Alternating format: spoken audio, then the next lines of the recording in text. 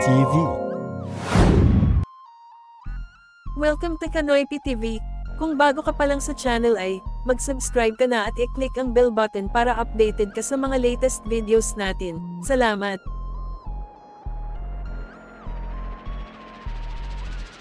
Usap-usapan ngayon, ang pag-unfollow ng dalawa na sina, Yen Santos at Paul Contis sa Instagram.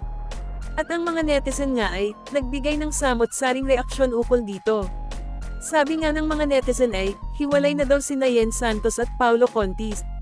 Anyway, kamakailan nga ay na-interview ni Tito Boy Abunda si Paulo Contis sa Fast Talk with Boy Abunda.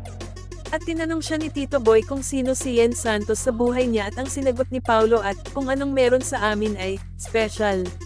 Special daw ang namamagitan sa kanila ng aktres na si Yen Santos, pero, nagsalita na ang ina ni Yen Santos tungkol sa kanilang dalawa.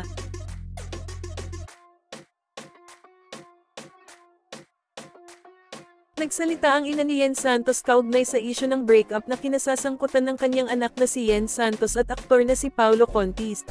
Sa pamamagitan ng YouTube channel na Jobert and Chaps Channel, nagkaroon ng pagkakataon ng ina ni Yen Santos na linawin ang lahat tungkol sa balitang may relasyon ng kanyang anak kay Paulo Contis, na naging dahilan umano ng hiwalayan ng huli sa dati nitong partner na si LJ Reyes.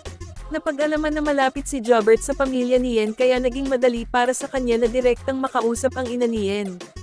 Ayon kay Jobert, tinawagan niya ang ina ni Yen at nagtanong tungkol sa breakup news kina Yen Santos at Paulo Contis.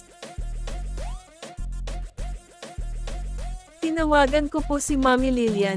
Si Mommy Lilian is the mother of Yen Santos kasi very close sa akin yang batang yan more than 10 years na, ayon kay Jobert. Sabi ko, Mommy may tanong lang ako. Ano yun Nay? Nanay din kasi ang tawag sa akin noon, sina Yen ba at si Paulo hiwalay na? Yun ang tanong ko sa kanya. Idinagdag niya, sabi sa akin, Nanay naman pati ba naman ikaw naniwala?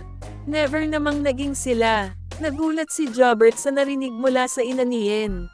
Kaya naman, ipinagpatuloy niya ang pagtatanong sa kanya tungkol sa tsismis na ang kanyang anak na babae ay nakatira kasama ang aktor.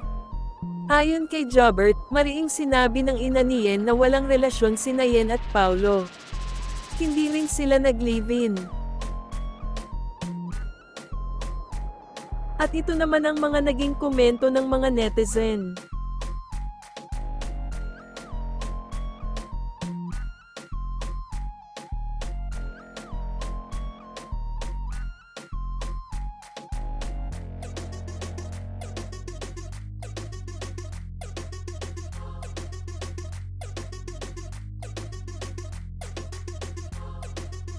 Salamat sa panonood, huwag po nating makalimutang mag-subscribe, like, share at magbigay ng inyong mga komento. Salamat!